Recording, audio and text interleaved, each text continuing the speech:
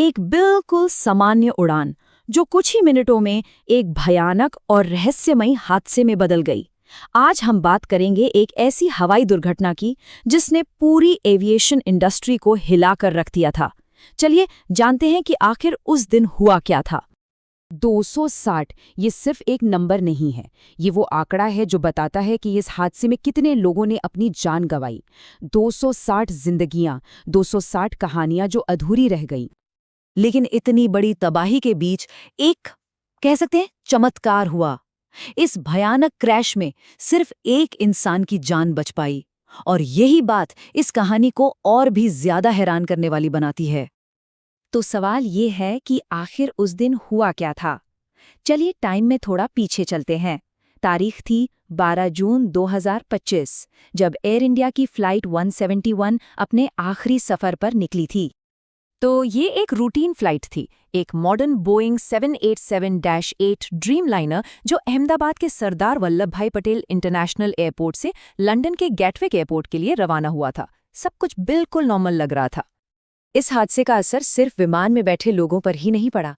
Plane में मौजूद सभी 12 क्रू मेंबर्स और 320 में से 229 यात्रियों की मौत हो गई।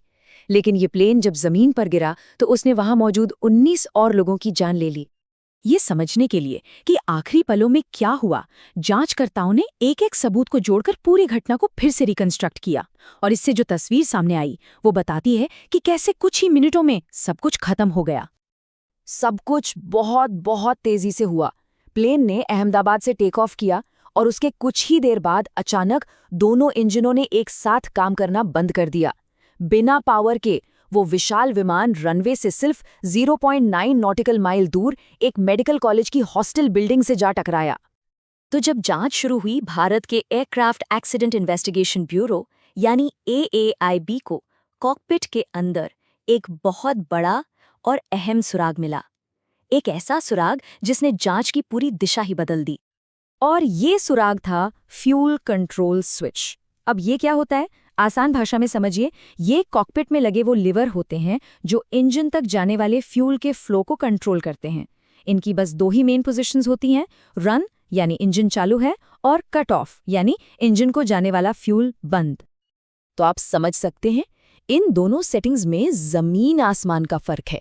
रन का मतलब है कि सब कुछ नॉर्मल है, विमान उड़ रहा है, और कट ऑफ का मतलब है इंजन बंद, मतलब विमान एक बिना पावर के ग्लाइडर की तरह आसमान से नीचे गिर रहा है। और जांच में यही चौंकाने वाली बात सामने आई। AAIB की शुरुआती रिपोर्ट ने कंफर्म किया कि दोनों इंजनों की पावर इसलिए खत्म हुई क्योंकि उनके फ्यूल कंट्रोल स्विच रन से कट ऑफ पोजीशन पर चले गए थे। मतलब किसी ने या किसी चीज ने इंजनों को बंद कर दिया था। तो अब सवाल ये था कि ऐसा हुआ कैसे? क्या ये अचानक हुआ, कोई मैकेनिकल फॉल्ट था?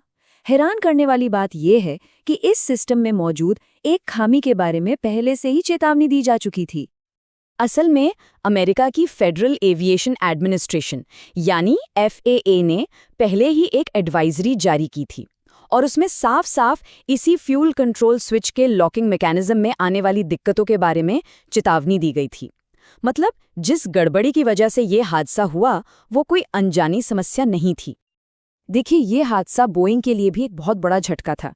साल 2011 में सर्विस में आने के बाद से बोइंग 787 ड्रीमलाइनर का सेफ्टी रिकॉर्ड बिल्कुल साफ था। ये इस एयरक्राफ्ट से जुड़ा पहला जानलेवा हादसा था जिसने पूरी एविएशन इंडस्ट्री में चिंता की लहर दौड़ा दी। तो इन सब के बाद हम कहाँ पहुँचते हैं? कुछ बातें तो साफ हैं, लेकिन एक बहुत बड़ा सवाल वो अभी भी बाकी है। चलिए एक बार फिर से इस केस की मुख्य बातों को समझ लेते हैं। तो संक्षेप में देखें तो क्या हुआ। एक एकदम मॉडर्न और सेफ माना जाने वाला प्लेन क्रैश हो गया क्योंकि उसके इंजन की पावर चली गई। पावर इसलिए गई क्योंकि fuel control switch cut off position में चले गए थे।